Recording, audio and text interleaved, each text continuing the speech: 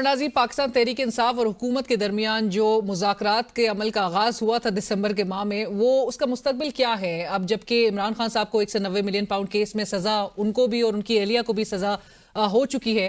ان مذاکرات کا مستقبل کیا نظر آتا ہے؟ اولدو کے حکومتی سائیڈ اور جو حکومتی کمیٹی کے ترجمان ہیں عرفان صدیقی صاحب، وہ تو برملا یہ ایڈوائز کر رہے ہیں پاکستان تحریک انصاف کو کہ اب وہ یہ مذاکرات جو سیاسی جماعتوں کے ساتھ ہو رہے ہیں ان کو ٹرمینیٹ کرے اور انہی مذاکرات پر ریلائی کرے جن کے ساتھ وہ مذاکرات کے ہمیشہ سے خواہش مند رہے ہیں۔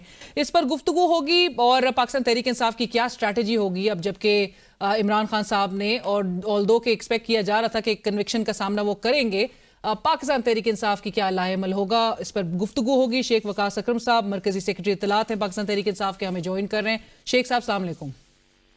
السلام علیکم۔ شیخ صاحب، گزشتہ ہفتے جمعرات کے روز یہ کہا گیا تھا کہ 7 دن کے اندر حکومت جو ہے وہ جوڈیشل کمیشن نہیں بناتی تو چوتھی نشست نہیں ہوگی، اس میں پاکستان تحریک انصاف پہ شامل نہیں ہوگی۔ اب 4 دن گزر گئے ہیں، 3 روز باقی رہتے ہیں، اب کہاں معاملات جاتے ہوئے دکھائی دے رہے ہیں؟ اسٹیٹس یہی ہے اور جیسے آپ نے عرض کیا اسی طرح ہے بالکل۔ اگر یہ formation of the judicial commission announce نہیں کریں گے تو there will be no fourth sitting، کوئی چوتھی نشست نہیں ہوگی جی۔ یہ ہم ان کو کلیئرٹی سے کہہ چکے ہیں اور اس کے لیے ہم نے 7 دن دیے تھے، آپ نے خود کہا، وجہ کہا، 4 دن گزر گئے ہیں، 3 دن رہ گئے ہیں۔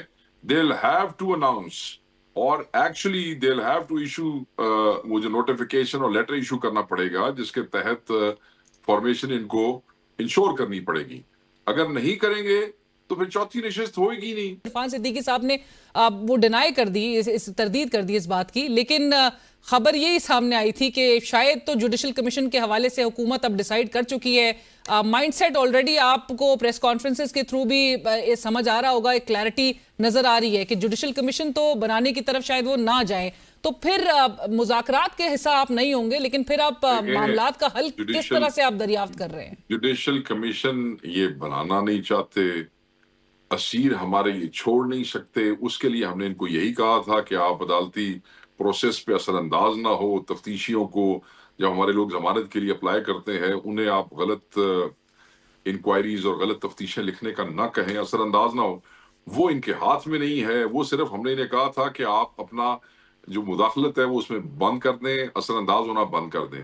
پیچھے رہ گیا تھا صرف ایک کام، کمیشن بنانا، وہ یہ بنانا نہیں چاہتے، تو مجھے یہ بتائیں why should we sit with them? کوئی مسئلہ نہیں۔ رائٹ، بٹ شیخ صاحب آپ کو جو مشورہ دیا جا رہا ہے، عرفان صدیقی صاحب بھی کہہ رہے ہیں کہ آپ یہ ٹرمینیٹ کر دیں جو ان کے ساتھ، حکومت کے ساتھ مذاکرات ہو رہے ہیں، اور آپ انہی مذاکرات پہ انحصار کریں جن کے ساتھ آپ بیک ڈور رابطوں میں ہیں۔ اور گور خان صاحب، آپ نے کنسرن کوارٹرز کا بھی بیچ میں بھی ذکر کیا تھا، گور خان صاحب کی تو آرمی چیف سے ملاقات ہوئی تھی، کیا یہ تمام معاملات انہوں نے سامنے نہیں رکھے؟ دیکھیں، پہلی بات تو یہ ہے کہ عرفان صدیقی صاحب تو جس دن انہوں نے رانا ثناء اللہ کے ساتھ بیٹھ کے پریس کانفرنس کی، اگر آپ کو یاد ہو تو جو اس کانفرنس کی گفتگو ہے اور جو انہوں نے اس کا نتیجہ نکالا، وہ تو مذاکرات، وہ تو دیکھیں نا، بڑا شوق تھا ریٹرن لینے کا، پر جب ریٹرن آیا تو آنکھیں باہر آ گئی، یہ کیا ہو گیا، یہ تو چارج شیٹ آ گئی ہے، وہ بھائی تو شوق سی نا، شوق سی پڑھو یہ جواب دو، تو وہ ہو گئے پریشان۔ اوپر سے جو ایک ملاقات کا انہوں نے وہ کیا، واویلا انہوں نے زیادہ بچایا، اس کی وجہ سے یہ اور انیزی اور یہ پیرانویا ہو گیا ان کو، اور وہ انہوں نے پریس کانفرنس کر دی۔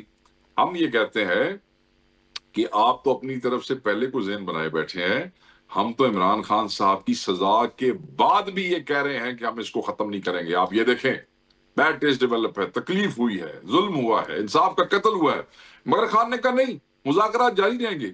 ان کو ایک ملاقات کی اتنی تکلیف ہوئی جس کا بیک گراؤنڈ میں بھی آپ کو بتاؤں گا کہ انہوں نے کہا جی اب باقی دروازے بند کر دیں۔ ہمارا حوصلہ دیکھیں کہ 14 سال اور 10 سال کی سزا کے بعد بھی ہم نے کہا کہ نہیں، مذاکرات کا یہ پروسیس جو ہے وہ ہم ڈسرپٹ نہیں کریں گے۔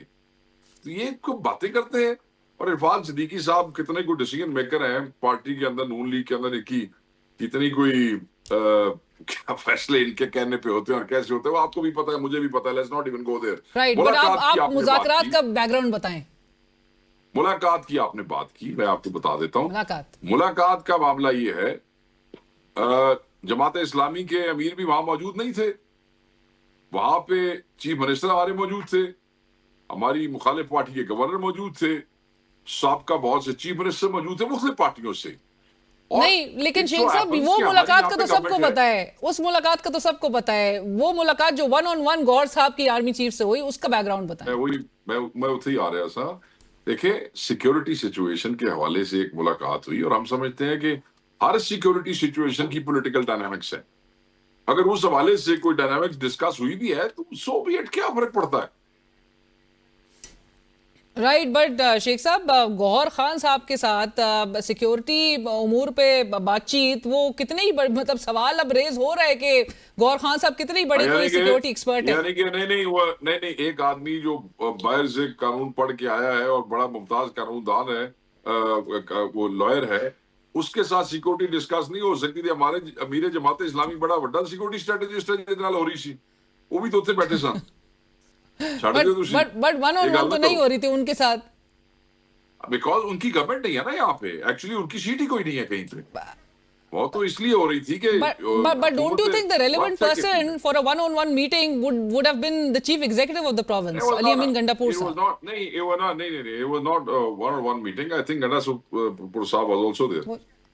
So کوئی سیاسی بات نہیں ہوئی اس ملاقات کے دوران, آپ کنفرم کر رہے ہیں؟ پاکستان ہے, پاکستان کی پریویلنگ سچویشن ہوتی ہے. اگر کوئی بات ہوئی بھی ہوگی تو کوئی ایسی قابل ذکر تو نہیں ہوئی ہوگی جو ہم ٹی وی کے اوپر بیٹھ کے اس کو تو آپ کمپلیٹلی تو پھر ویٹیج دیتے ہیں. جو حکومت کا جو خوف ہے یا جو گھبراہٹ ہے اس کو تھوڑی پھر ویٹیج دیتے ہیں. نہیں, ہم اس سے بڑا انجوائے کر رہے ہیں. میں بڑا انجوائے کر رہا ہوں. دیکھیں نا کیسے پھڑ پھڑا رہے ہیں. دکانداریاں جب ختم ہونے لگتی ہیں یا ختم ہونے کا اندیشہ ہوتا ہے تو بندے ایسے پھڑ پھڑاتے ہیں جیسے اب ان کی چیخیں نکل رہی ہیں. حالانکہ کچھ جو ہے نہیں ہے, اللہ بہتر جانتا ہے کیا ہے. مگر آپ کہہ رہے ہیں, لیکن آپ بھی بڑی کنوکشن کے ساتھ کہہ رہے ہیں کہ دکانداریاں ختم ہونے جب لگتی ہیں تو کہیں نہ کہیں سے کانفیڈنس آپ لوگ کو بھی ملا ہے. پھر نہیں, بات کانفیڈنس کی نہیں ہے. چیزیں جس طرف چل پڑی ہیں, جس طریقے سے عمران خان صاحب کو یہ سزا دے کے انصاف کا قتل کیا گیا, اور جس طریقے سے یہ سزا کے بعد یہ اور بے نقاب ہوئے ہیں, اور جس طرح سسٹم ایکسپوز ہو رہا ہے, چیزوں نے کہیں نہ کہیں تو دیکھیں نا اس کے نیشنل انٹرنیشنل کانسیکوینسز ہوتے ہیں ہر چیز کے آج کل کی دنیا میں. We are all global citizens. Right. اور شیخ صاحب ٹرمپ صاحب بھی کہا جا رہا ہے اب ان کا دوسرا جو ٹرم ہے وہ دنیا کے لیے ایک تہلکہ خیز ثابت ہوگا. پاکستان تحریک انصاف کو بھی امیدیں ہیں. وہ آپ نے ان کی تقریر سنی نہیں؟ میں نے کل رات ساری تقریر سنی پوری. جی اور بہت سو کے لیے وہ تہلکہ تھا. ویل بات یہ ہے, ہمیں تو اللہ تعالیٰ کی ذات سے امیدیں ہیں, بٹ ایک ڈفرینس ضرور ہے علینا, وہ یہ ہے کہ there was this one administration جس پہ ہم نے رجیم چینج کا بڑی واضح پوزیشن ہے پی ٹی آئی کی بھی اور ہمارے قائد عمران خان صاحب کی بھی. That administration is out of office. Obviously ان کے متعلقہ وہ رونلڈ لو صاحب جو ہے وہ بلوم کو بھی ہٹا دی, ان کے بالکل وہ بھی چلے گئے, ٹر گئے. جی وہ سارے چلے گئے. اب ایک نئی ایڈمنسٹریشن وہاں آ رہی ہے. ہم یہ سمجھتے ہیں کہ نئی ایڈمنسٹریشن کے ساتھ obviously چینج ہوگا towards the relations with Pakistan. ہم سمجھتے ہیں کہ ریجن کے اندر democracy, human rights, rule of law کے لیے اچھے معاملات ہو سکتے ہیں, کیونکہ ڈیموکریسی کے ساتھ دنیا کام کرتی ہے, اور اس حوالے سے چینج ہو سکتا ہے. باقی ہمیں تو اللہ کی ذات سے امید ہے اور کسی چیز. رائٹ. بٹ شیخ صاحب یہ بھی ضرور بتائیے گا کہ ایک طرف ڈونلڈ ٹرمپ کی جو تہلکہ خیز ان کی گفتگو ہے, اور دوسری طرف عمران خان صاحب کی ٹویٹس بھی کوئی تہلکہ مچانے سے کم نہیں ہے. انہوں نے حال ہی میں جو ٹویٹ کیا اس میں انہوں نے جو موجودہ اسٹیبلشمنٹ ہے اس کو, جو یحییٰ خان ہے اس کے رجیم سے جو ہے وہ پیرلز ڈرا کرنے کی کوشش کی ہے, اور کہا جاتا ہے کہ, اور آپ کی شاید کور کمیٹی کے جو میٹنگز ہوتی ہیں اس میں بھی یہ بات ڈسکس ہوتی ہے کہ آپ لوگ شاید لیڈران بھی ری ٹویٹس نہیں کرتے, ری پوسٹ نہیں کرتے عمران خان صاحب کی ٹویٹس. نہیں سارے کرتے ہیں. کچھ لوگ ویسے ہی ہمارے ساتھ اس طرح کے دوست ہیں جو بیچارے کو اتنے زیادہ ٹویٹر کے وہ یوز ٹو نہیں ہے, ان کی کوئی ٹویٹر فالوئنگ اتنی نہیں ہے, وہ ٹویٹر استعمال نہیں کرتے ہیں, یا کوئی ان کی جگہ استعمال. ایسے لوگ ہو سکتے ہیں جنہوں نے ری ٹویٹ نہ کیے ہوں, جو خود بہت زیادہ ٹویٹر استعمال کرتے ہیں. یہ کیسے ہو سکتا ہے کہ پی ٹی آئی میں اور عمران خان صاحب کے بیان کو ری ٹویٹ نہ کریں؟ ایسے نہیں ہوتا. یہاں پہ آپ کو پتہ ہے پھر بات کا پتنگڑ بن جاتا ہوتا ہے. کچھ لوگ ویسے ہی ٹویٹر استعمال اس ملک کوئی نہیں کرتے ہیں, کم کرتے ہیں. ایک بات.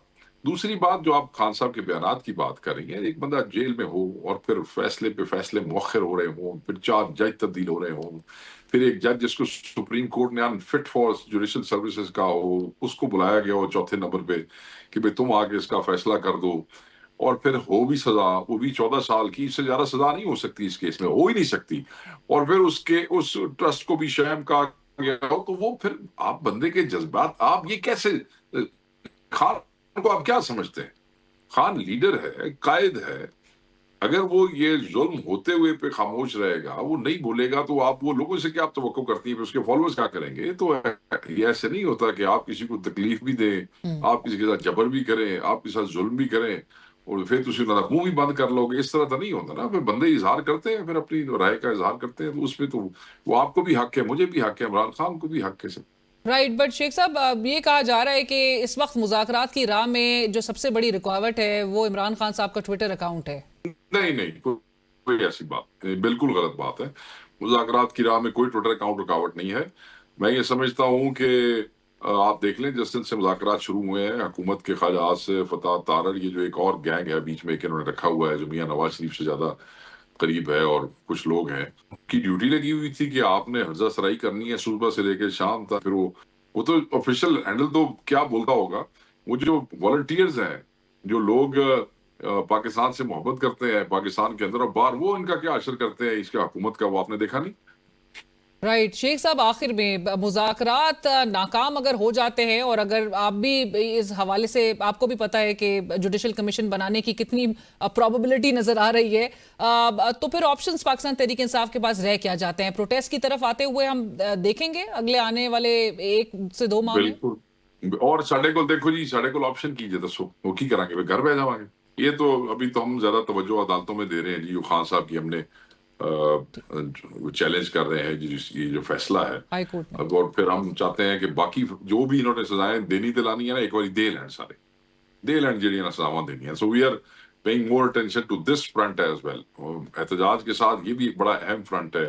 پھر آپ نے دیکھا ہوگا we are very vibrant in national assembly nowadays, ہم وہاں بھی اپنی پوری جو پلیٹ فارم ہمارے پاس اویلیبل ہے وہ کر رہے ہیں، اور پھر خان صاحب جس وقت حکم کریں گے تو روڈز تو موجود ہیں ہی ہیں جی۔ رائٹ شیخ صاحب، لاسٹ میں یہ ضرور جواب دے دیجیے گا، یہ خبریں جو سامنے آ رہی ہیں کہ بشرا بی بی کو سزا دلوانے میں علی امین گنڈاپور صاحب کا ہاتھ ہے، سوشل میڈیا بڑا اس حوالے سے ایک بازگشت نظر آ رہی ہے، واقعی میں کوئی رول ہے؟ یہ بالکل ہی بےہودہ قسم کی بات ہے، یہ لف قسم کی بات ہے، and this is funny how people come up with these pathetic explanation of events that they don't even know about. مطلب ہے یہ اس سے زیادہ کوئی پیتھیٹک بات میں مطلب ہے کہ اگر جس آدمی نے بھی کی ہے، اللہ تعالیٰ انہوں ہدایت دے جی، میں کسی کو برا بھلا کیا کہہ سکتا ہوں، میں تو ان کی ہدایت کے لیے دعائیں کر سکتا ہوں۔ رائٹ، تھینک یو، بہت شکریہ شیخ وقاص اکرم صاحب، اور اسی کے ساتھ ہی ہم بڑھیں گے ایک بریک کی طرف۔